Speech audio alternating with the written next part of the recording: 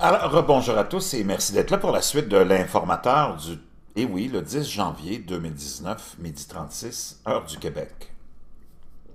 Les Gilets jaunes, ces manifestants qui depuis plus de 8 semaines sont dans les rues de la France, un peu partout, à crier leur mécontentement face à l'administration Macron, face à, comment dire, le manque de compassion de l'élite, le manque de compassion des fonctionnaires du gouvernement face à une population qui peine et qui peine. Hein, c'est comme inexistant pour eux. Ben, les Français lâchent pas. Et on peut être fier des Français, quoi qu'on en pense. Je sais pas c'est quoi leur but ultime, je sais pas à quoi ils vont arriver. Mais au moins, ils sont là et ils lâchent pas leur bout. On peut au moins leur lever notre chapeau pour ça. Leur détermination, vraiment infatigable. Qu'est-ce que ça va donner? Où ils s'en vont? Vers du communisme, du socialisme? C'est eux qui décideront de la destinée, semble-t-il, de leur pays et ce qu'ils attendent de leur gouvernement. Est-ce qu'ils veulent être nourris à la cuillère? C'est leur décision et on respectera leur choix. J'espère que dans tout ça, au moins, qu'on soit de la gauche ou de la droite, on va réaliser que l'important, c'est la liberté individuelle, la liberté de parole et la liberté de s'exprimer et de décider de faire ce qu'on veut. J'espère que dans les deux camps, autant à gauche qu'à droite, on défend ces valeurs-là. Des fois, j'ai des doutes, mais ça, c'est une autre question. Maintenant, comme je vous le disais, il y a quelque chose de gros qui se prépare pour le week-end. On semble vouloir amener le combat à un autre niveau. La rue, c'est une chose. Avoir des représentants, cette espèce de commission nationale qu'on veut lancer, c'est une autre chose. C'est de la poudre aux yeux, on le sait, quand les élites et les gouvernements commencent à vouloir consulter, on sait que ça va donner absolument rien, qu'on va endormir les gens. On veut ralentir, même arrêter ce mouvement-là d'une façon ou d'une autre. Et quoi de mieux qu'une consultation nationale pour ça? Des consultations nationales, il y en a partout, dans tous les pays, et on sait ce que ça a comme but.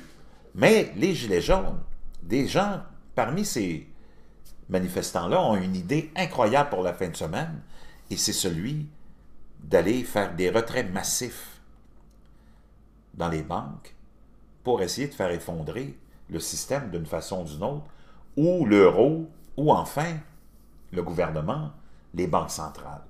Et c'est de plus en plus ce qui semble vouloir se dessiner pour le week-end. Jusqu'à quel point les gens vont suivre ce mouvement-là, jusqu'à quel point les gens vont avoir le courage d'aller jusque-là, parce que ça va impliquer, c'est sûr et certain, hein, une réplique du système qui va peut-être vous empêcher de retirer votre propre argent et vous faire réaliser que votre propre argent ne vous appartient pas. C'est vraiment quelque chose de unique qu'on est en train de vivre. Comme les Américains ont vécu quelque chose d'unique avec l'élection de Donald Trump, les Français ont vécu quelque chose d'unique aussi avec Emmanuel Macron et son élection, parce qu'on assiste à un soulèvement comme on en voit rarement et qui ne veut pas s'arrêter dans un pays occidental, dans un pays développé.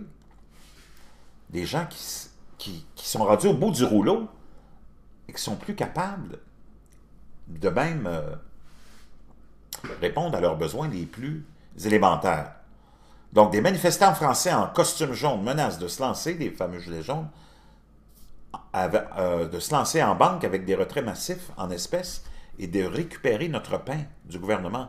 Les activistes organisent des manifestations hebdomadaires à Paris depuis le 19 novembre pour des raisons de politique économique. Le gouvernement les a exhortés à exprimer leur mécontentement dans un débat national. Mais les manifestants disent qu'ils en ont marre. Ah, tiens, ils en ont marre. Ça me rappelle un certain « j'en ai marre ». Hein? Ils en ont marre. Et qu'il s'agit d'un référendum de percepteurs Les activistes du mouvement de protestation français ont encouragé leurs partisans à créer une banque en vidant leurs comptes, tandis que le gouvernement a exhorté les citoyens à exprimer leur mécontentement dans un débat national, au lieu de manifestations hebdomadaires perturbant les rues de Paris. Les activistes du mouvement des Gilets jaunes, qui ont commencé par protester contre l'augmentation des taxes sur l'essence, ont recommandé des retraits massifs en espèces sur les réseaux sociaux. Un manifestant, Maxime Nicole, l'a appelé le référendum du percepteur des impôts. Oh! Nous allons récupérer notre pain. Vous gagnez de l'argent avec notre pâte et nous en avons marre, a déclaré Nicole dans un message vidéo. Wow! Les adhérents du mouvement ont déclaré qu'ils espéraient que l'action bancaire forcerait le gouvernement français à tenir compte de leurs demandes, en donnant notamment aux citoyens le droit de proposer et de voter de nouvelles lois. Donc, on est vraiment à la croisée des chemins de notre système globaliste, mondialiste, de ces élites qui règnent de façon oligarchique, qui viennent nous voir une fois aux 4 ans ou aux 5 ans dans un spectacle pathétique de publicité payée pour nous endoctriner, pour nous dire ce qu'ils vont faire avec notre argent, qu'on nous prend sans notre consentement, les impôts et les taxes. On vient demander un chèque en blanc à chaque élection pour s'en aller après nous ignorer, cracher sur nos gueules pour, après ça, nommer nos amis à gauche et à droite, financer nos cousins à gauche et à droite avec l'argent du bon peuple qui est plus capable de se nourrir. Donc, c'est un système qui arrive à la croisée des chemins. Ces gens qui vivent de façon élitiste et de façon vraiment arrogante. Nos politiciens sont arrogants. Nos élites sont arrogantes. Nos hauts fonctionnaires sont arrogants aussi. On vit dans l'ère de cette arrogance qui tire à sa fin. Ces élus qui viennent nous se pavaner pendant une campagne électorale, tous les uns après les autres, avec des belles publicités, des belles promesses qui ne sont jamais réalisées. Mais on vient surtout chercher un chèque en blanc qui les autorise à faire ce qu'ils veulent avec des trilliards de dollars après. On va aller voir le problème de la dette. Et là, le pire cauchemar des officiels, c'est que ces Gilets jaunes espèrent déclencher une course à la banque avec une protestation financière. Les manifestations des Gilets jaunes espèrent déclencher une opération bancaire avec un retrait d'argent coordonné à l'échelle nationale. Les manifestants affirment en menaçant le système financier français qu'ils veulent forcer le gouvernement à adopter pacifiquement leurs réformes. Si les banques s'affaiblissent ou faiblissent, l'État faiblira immédiatement, a déclaré Taz 100, sympathisant des vestes jaunes sur Facebook. C'est le pire cauchemar des élus. Les manifestants prévoient de vider leur compte bancaire samedi, retirant le plus d'argent possible afin de saper les banques françaises, voire l'euro. Le plan consiste à effrayer l'État légalement et sans violence. Tu voulais des mouvements sans violence, mon petit Emmanuel? Ben, tu vas les avoir. Forçant le gouvernement à adopter l'initiative du référendum auprès des citoyens du mouvement qui permettrait aux citoyens de proposer et de voter de nouvelles lois. Nous allons récupérer notre pain, nous gagnons de l'argent avec notre pâte et nous en avons. Vous gagnez de l'argent avec notre pâte et nous en avons marre, a déclaré le manifestant Maxime Nicole. Wow! Vraiment intéressant. J'ai hâte de voir jusqu'où tout ça va aller. Pendant ce temps-là, on est à des niveaux d'endettement incroyables. Des niveaux records, autant aux États-Unis qu'en France, au Canada, un peu partout. Les prêts personnels ont atteint un niveau record de 120 milliards de dollars aux États-Unis. Les gens s'endettent pour toutes les raisons possibles et imaginables. Pour survivre, on s'endette, imaginez-vous. On en est rendu là avec nos gouvernements globalistes, mondialistes, arrogants, qui nous prennent tout notre argent au niveau des taxes et des impôts pour arriver à aucun résultat dans nos vies, pour les améliorer.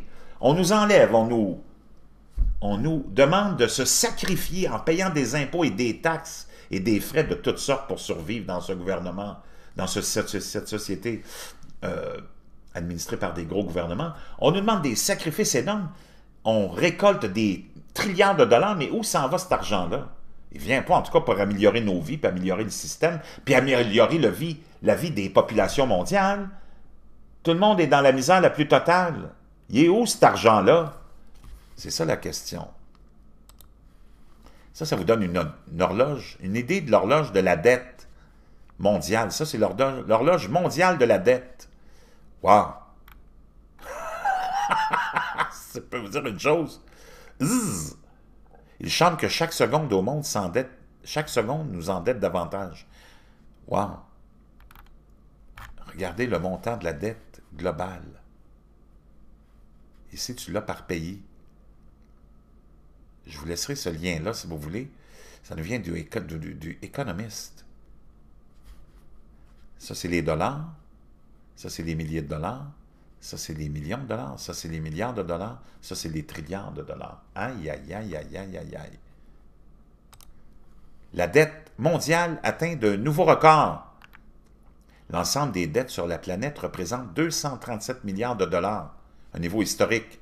S'il y a un indicateur qui ne cesse de monter, c'est bien celui de la dette mondiale, selon une étude de l'Institut des finances personnelles publiée lundi.